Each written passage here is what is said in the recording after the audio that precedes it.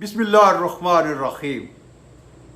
अहमद नदीम कासवी ने क्या खूब कहा था, सिर्फ इस शौक में पूछी हैं हजारों बातें, मैं तेरा हुस्न तेरे हुस्ने बयां तक देखूं, मेरे वीराना जाम में तेरी यादों के तफैल फूल खिलते नजर आते हैं जहां तक देखो।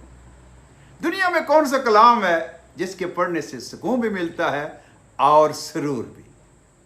कहा गया है कि बेहतरीन नियामत अच्छी आवाज का होना है। फरमाया गया कि ज़य्यनल कुरान बेअस्वातिकुम, कुरान मजीद को अपनी आवाज़ों से जीनत दो। कुरान के हुस्ने बयां में क्या क्या रंगो सूरत के आहंग पाए जाते हैं। इनमें दो वाक़यात का जिक्र आपकी समाअत की नज़र करूँगा। एक वाक़या मारूफ इस्लामी स्कॉलर जनाब डॉक्टर हमीदुल्लाह साहब का बयान करता है और दूसरे का तल्लुक़ जनाब कारी अब्दुल बासित साहब के दौरा रूस से है, जो उन्होंने जमाल अब्दुल नासिर के साथ किया था। डॉक्टर हमीदुल्लाह मारूफ मुहद्दिस, फ़क़ीह, मुहक्किक, इस्लामी दानश्वर, जिनकी वफ़ात 17 दिसंबर 2002 में हुई, 94 साल की उम्र में वफ़ात पाई। औसतन 2 अफराद रोज़ाना उनके हाथ इस्लाम कबूल करते रहे और ये सिलसिला कोई 48 साल तक जारी रहा।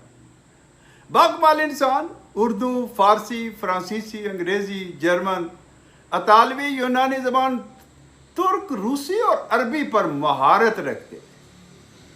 सौतुल कुरान यानी कुरान के हुस्ने बयां के बारे में आप बयान फरमाते हैं कि एक नौ मुस्लिम फ्रांसीसी याक यल्बर ने इस्लाम कबूल किया और आपने हस्बे आदत उससे इस्लाम कबूल करने की वजह पूछी तो उसने बताया कि मैं फ्रांस का चोटी का म्यूजिशियन हूँ और मेरी बनाई हुई धुनें हर जगह मकबूल हैं।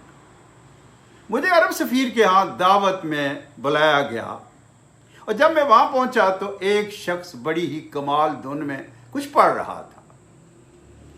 मैंने पूछने की कोशिश की तो लोगों ने मुझे चुप रहने को कहा कि जब तक वो ख़त्म नहीं कर लेता।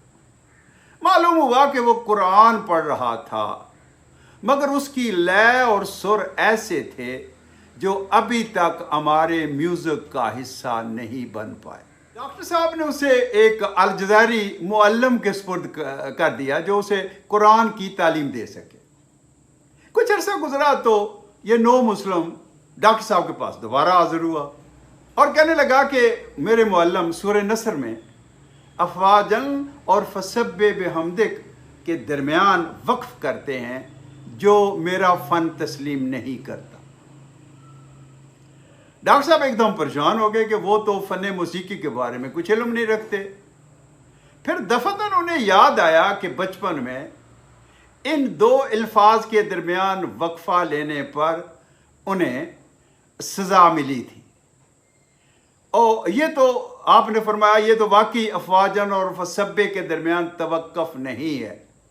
जब डॉक्टर साहब ने उसे कहा कि जी बिल्कुल, इसे गुन्ना के साथ आगे मिलाकर पढ़ा जाएगा, अफ़वाजम फसब्बे बिहम्दिक, तो वो खुशी से उछल पड़ा और डॉक्टर साहब को उठाकर कमरे में नाचने लगा। वो बहुत अच्छा मुसलमान साबित हुआ और 1970 में उसका इंतकाल हुआ। दूसरा वाक़या, जब रूसी कम्युनिस्ट मिस्री कारी अब्दुल बासित की किरात सुनकर आप दीदा हो गए। हुआ ये कि मिस्री सदर जमाल अब्दुल नासिर रूसी दावत पर मॉस्को गए तो चंद कम्युनिस्टों ने जमाल नासिर को घेर कर कम्युनिज्म की बरक़ात से उसको कायल करने की कोशिश की और कहा कि अगर आप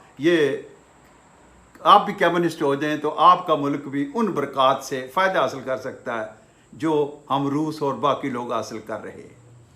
जमाल अब्दुल नासिर को उनकी गुफ्तगू पसंद ना आई और वो 2 साल बाद अगले दौरे पे जब नासिर मॉस्को में गया तो वो जनाब अब्दुल बासित को भी साथ लेकर गया। वहाँ जब एक महफिल सजी और उसमें सूरह तौहा की आयात मा अनज़लना अलैकल कुरान लितश्क़ा की तिलावत की गई। तो जब अब्दुल बासित साहब फरमाते हैं कि हमने आंखें खोल के इर्द गिर्द देखा तो 4-5 कम्युनिस्ट आंसू से रो रहे थे। तो ये कुरान की ये जो है वो सोती हुस्न है जिससे कोई मुतासर हुए बगैर रह नहीं सकता। कुरान जहाँ शफा है वहाँ सोती हुस्न की एक उम्दा नेमत भी है। हज़रत उमर रज़ी अल्लाह ताला अन्हु की बहन फातिमा से निकलने वाले कुरानी अल्फाज ने आपको पलट कर रख दिया।